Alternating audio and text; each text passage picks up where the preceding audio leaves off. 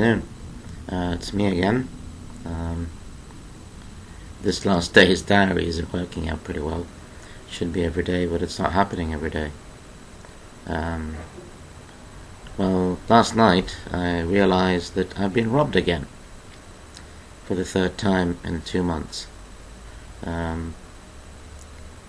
We believe that the offender was caught and is now in prison for the 2 first robberies, but this third one happened while he was in prison,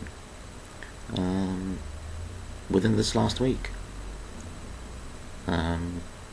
So I'm presuming it's somebody in the house, probably related, or who was a previous associate of the previous offender, since I still get visits in the house to other people. As I don't live alone, I live in a nursing home with other members, so it's quite possible somebody came through. But instead of getting sympathy, I got told off for passing accusations. Can you believe it? Well, that's yesterday's events regarding my robbery, and I had the chance to speak to another solicitor regarding my case, and it seems to be that I have more options than I thought regarding my case. It's a possible option that can be taken, but it certainly limits what can be done in regards to being able to stay. So we shall see how this goes. They're looking at my papers at the moment to decide whether I have a chance of doing something. Not even a chance of staying, but a chance of doing something. But I'm willing to go any road. The only hiccup in this situation is that they are not a legal aid firm. They're a private firm, so they will require money, and I don't know how I'm going to get that, as legal aid has stopped paying for my services because I'm determined to be an unfeasible winning case. So there's no chance of me winning, so they won't pay anymore. This is legal aid for you. They're trying to kick out foreigners as fast and as quick as possible by denying them their rights, or even telling them that they have other rights. Fortunately, I can speak and understand English, so it's good for me that I know where to go and who to ask, and not just quit when I'm told, well, you need to quit now and get ready to be deported. And I caught my previous solicitor saying, that you haven't got any chance and you need to think about deportation, whereas I had 2 other chances. But hey, I'm just a foreigner, and an illegal one for that. But it's another couple of months of staying alive, I guess. Avoiding the trip down to B&Q to buy a length of rope to hang myself with. That's if I've got the money for it. I've got the money to buy the rope, but I haven't got the money to get down to B&Q and come back. So if I do get to B&Q, I'll have to use the rope at their store, which I think is unlikely to happen. But otherwise I'll have to use another method of getting rid of my life.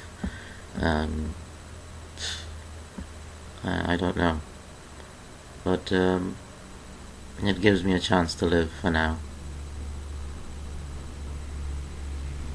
I really feel undignified, inhumane, and really subhuman by the way I'm being treated, whether it's by immigration, by the tribunal, by the newspapers, by other people, by the management of this nursing home, I just, you should turn your face and find some kind of support.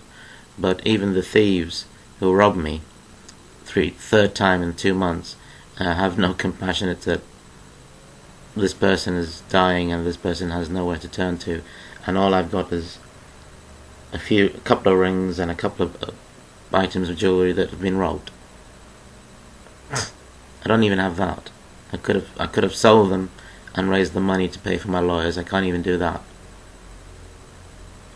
But who cares? I'm still a bloody foreigner. And this thing of no discrimination or no racism in this country is a load of pants, really, because once you read the papers and you see what's happening in reality, you will ascertain that it exists. It's here. Even if they tell you no, it doesn't exist, this is a multicultural country, yes it is, but racism and discrimination, especially upon the white class, is so real there. Oh, so there. But who cares? Who cares if a foreigner who's sick dies, if he's sent back, and who cares?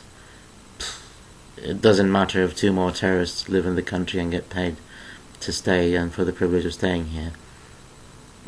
Yeah, who cares?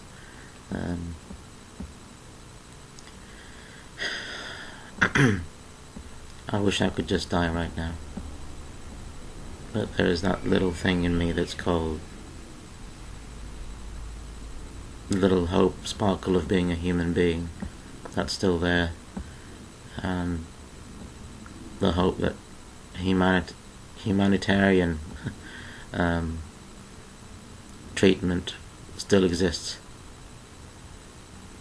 among the white upper class who rule this country and who determine who stays and who goes. Because certainly my tribunal judge was a fair black guy, honest. He wasn't. He was a white guy who was really, really in favour of the Home Office's decision. He just brushed away all my illnesses like they don't exist. Whoever's privileged to or wants to know more information about this can contact me, and I'll be happy to provide the documentation about my case, and you can see clearly how everything has been brushed aside, all because I had a one and only conviction in 2007, which I have served my time for. But hey, I'm a criminal. Who cares? If I was a drug addict, that would be a different thing. I'd be looked at with sympathy, because that's what the state looks at drug addicts, with sympathy. If I was gay, black, a paedophile, a terrorist, a sexual offender of any type, I would have a better chance of staying in this country than anybody else. Are you listening? Whoever's out there? You might not want to believe it, but that's reality. Anyways, I'll follow on this video because I'm running out of time. Thank you. Have a nice day.